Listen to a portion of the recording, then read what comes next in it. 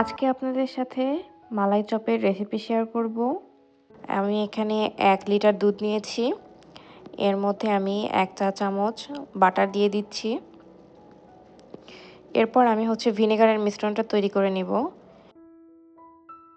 এখানে আমি 1 table spoon পানি দিয়েছি আর 2 টেবিল স্পুন ভিনেগার দিয়ে খুব ভালোভাবে মিক্স করে নিচ্ছি। এটা এক সাইডে রেখে দিব। এখন এই দুধটা বলক তুলে নেব। একদম বলক চলে আসলে এর মধ্যে আমরা ভিনেগারের মিশ্রণটা দিয়ে দিব। এক সাইডে আমি ছাঁকনি রেডি করে রাখবো, যাতে ছানা হয়ে যাওয়ার সাথে সাথে আমি এখানে ছানার থেকে পানিটা আলাদা করে নিতে পারি। দেখতেই পাচ্ছেন বলক উঠে গেছে। এখন এর মধ্যে ভিনেগারের মিশ্রণটা দিয়ে দিব।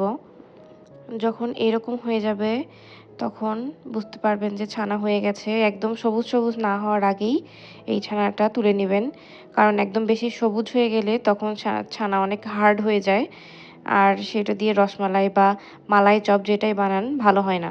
এখন এই ছানাটা আমি ঠান্ডা পানি দিয়ে সুন্দর করে ঠান্ডা করে নিব, যাতে এর মধ্যে যে কুকিং প্রসেসটা আছে সেটা যেন আর না চলতে থাকে।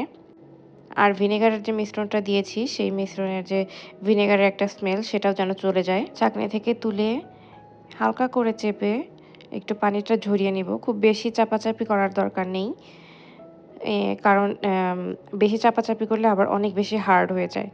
এখন 30 মিনিটের জন্য এটা আমি উপরে বেঁধে রাখবো না, কারণ বেঁধে রাখলে কিন্তু ছানাটা অনেক শক্ত হয়ে যায়। আমি বেঁধে রেখে দেখেছি, তখন ছানা দিয়ে যখন আপনি মিষ্টি বানাবেন সেই মিষ্টিটা আসলে খুব সুন্দর সফট হয় না, অনেকটা হার্ড হয়ে যায় যখন আপনি মালাই চপ অথবা রসমালাই বানাবেন তখন। আমি একটা কিচেন টাওয়েল নিয়ে নিচ্ছি।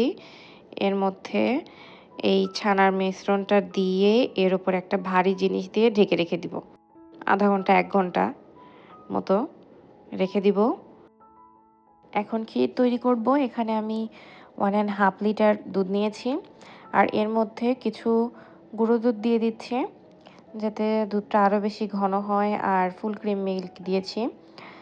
আর দুধ সবসময় ফ্রিজ থেকে বের করে একটু নর্মাল টেম্পারেচার আসার পর তবেই আপনারা ছানা তৈরি করবেন। এই টিপসটা দিতে ভুলে গিয়েছিলাম। এখন এই দুধটাকে আস্তে জাল দিয়ে ঘন করে নিতে হবে। আমার 1 লিটার দুধ থেকে 1 কাপের মতো ছানা হয়েছে।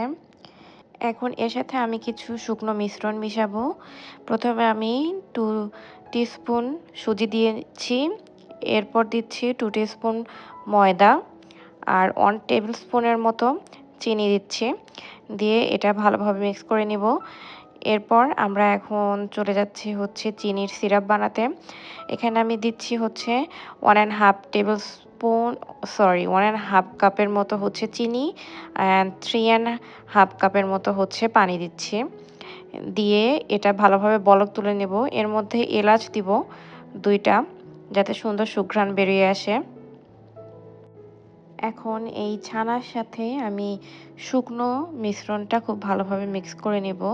প্রথমে আগে ছানাটা ভালোভাবে মথে নিচ্ছি, একটু নরম করে নিচ্ছি। অনেকটাই মথে নেওয়া হয়ে গেছে। এখন এর মধ্যে শুকনো মিশ্রণটা দিয়ে দিব।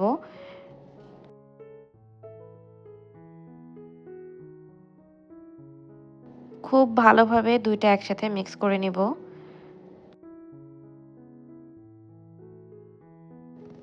দেখতেই পাচ্ছেন হয়ে গেছে।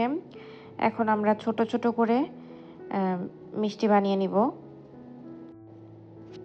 এই চামচের 1 টিস্পুন করে নিচ্ছি। অনেকে হাতের আন্দাজে মাপ দিয়ে বুঝে, বাট আমারটা সমান হয় না, এই জন্য আমি চামচ দিয়ে মেপে মেপে নিচ্ছি। আমি ছোট ছোট করে বানাচ্ছি, আপনারা চাইলে 1 টেবিল স্পুন করেও নিতে পারেন। আর আমার মনে হয় 1 টেবিল স্পুন করে নিলে সেখানে 12টা 13টা এরকম হতে পারে, অথবা 15টাও হতে পারে আপনাদের। আমার এখানে 30 থেকে 32টার মতো হয়েছে। আর এখন আমরা চিনির সিরাপের মধ্যে এই মিষ্টিগুলো দিয়ে দিব। দেখতে পাচ্ছেন বলক চলে এসেছে। এখন এর মধ্যে যে মিষ্টিগুলো সব দিয়ে দিব। মিষ্টির মধ্যে আমি ঝাঁক দিব, এই জন্য 1 টেবিল স্পুনের মতো হচ্ছে ময়দা নিয়ে নিচ্ছি। এর মধ্যে একটু পানি দিয়ে গুলিয়ে নিব। দেখতেই পাচ্ছেন সবগুলো কি পরিমাণ ফুলে উঠেছে। মনে হয় 7-8 অথবা 10 মিনিটের মতো আমি জাল করেছি। এখন এর মধ্যে ময়দার যে মিশ্রণটা রেখেছিলাম ওইটা দিয়ে ঝাঁক দিয়ে দিব। ঝাঁক দিয়ে এখন আবার ঢেকে রেখে দিব। আপনারা চাইলে ঝাঁক নাও দিতে পারেন, ঝাঁক না দিলেও কোনো সমস্যা নেই। এখন আমি মাঝে মাঝে এই যখন ঝাঁক উপরে উঠে আসবে তখন আমি এভাবে দুলিয়ে দিব। দেখতেই পাচ্ছেন ফেনা অনেক উঁচুতে উঠে আসছে, সেই সময় জাস্ট পাতিলটা ধরে দুলিয়ে দিবেন।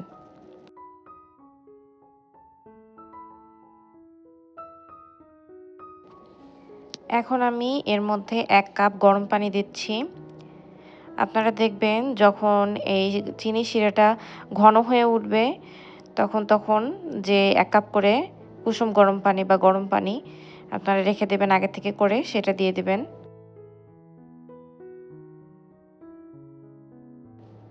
আর যখন ঝাঁক উঠবে তখন আপনারা জাস্ট ঢাকনাটা তুলে দেবেন।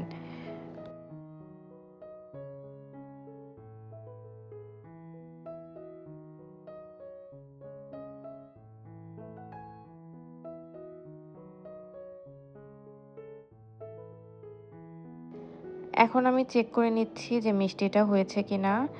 তো এখান থেকে মিষ্টি তুলে একটা ঠান্ডা পানির মধ্যে দিয়ে যখন দেখবেন যে মিষ্টিটা ডুবে যাচ্ছে, তার মানে মিষ্টিটা সিদ্ধ হয়েছে খুব ভালো মতো।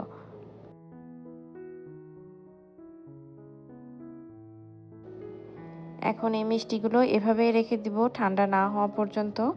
আমি মিষ্টি আসলে আগের দিন বানিয়ে রাখি আর পরের দিন হচ্ছে দুধে ভিজাই। তো সেটাতে আমার জন্য ভালো হয়। আর কাজও একদিনে অনেকটুকু করতে হয় না।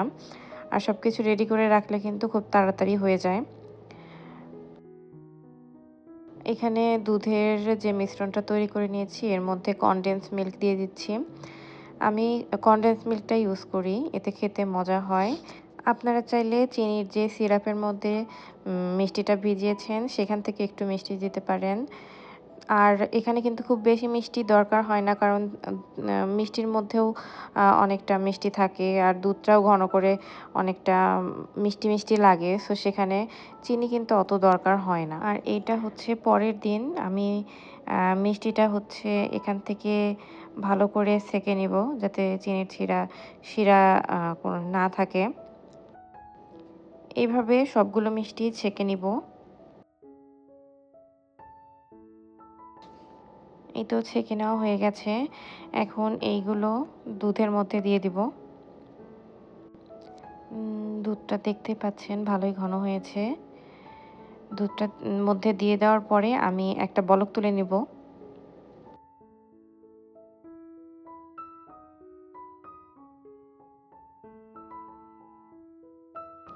এই তো বলক উঠে গেছে। এই সময় খুব বেশি নাড়াচাড়া করার দরকার নেই। বেশি নাড়াচাড়া করলে কিন্তু ভেঙে যাবে। আর এটা রেখে দিব ঠান্ডা হওয়া পর্যন্ত। চুলা অফ করে এই দেখুন ঠান্ডা হয়ে গেছে। পরের দিন ঠান্ডা হয়ে যাওয়ার পরে এটি সার্ভ করবেন। আর ফ্রিজে রাখলে কিন্তু আরও বেশি মজা হয়। মিষ্টি সবসময় আগের দিন বানিয়ে রাখবেন। মিষ্টি ইনস্ট্যান্ট খেতে অতটা ভালো লাগে না।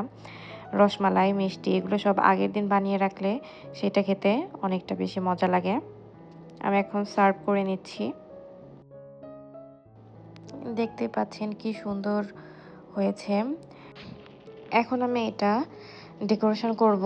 আমি পেস্তা বাদাম আর স্যাফরন দুইটা একসাথে দিয়ে সুন্দর করে ডেকোরেশন করে নিব।